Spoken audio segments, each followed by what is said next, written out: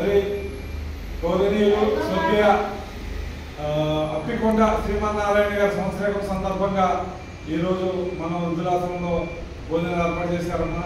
మరి ముందుగా మనం అప్పికొండ శ్రీమన్నారాయణ గారి పవిత్రాత్మ శాంతి కాలాన్ని ఆ భగవంతుని ప్రార్థిద్దాం. మరి ఈ సంవత్సరం భోజనం అన్నదే వాళ్ళ బంధువుల మధ్య వాళ్ళ మధ్య చేసుకోకుండా వృద్ధులకు కూడా ఒక పూట అన్నం పెట్టాలనే ఉద్దేశంతో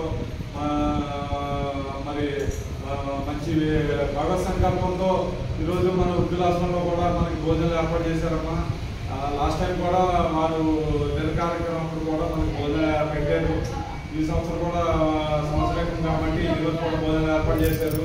కావున అమ్మ మరి ఈరోజు మనకి అన్నదాత అప్పికొండ శ్రీమన్నారాయణ గారు మరి వారు పవిత్ర ఆత్మ శాంతి కలగాలని మరి వాళ్ళ భోజనాలు మరి కుటుంబ సభ్యులతో మనకి ఏర్పాటు చేశారు కాబట్టి వారు కూడా సుఖశాంతులతో ఉండాలని ఆ భగవంతుని ప్రార్థిస్తూ అన్నదాత సుఖీ భవ, అన్నదాత సుఖీ భవ.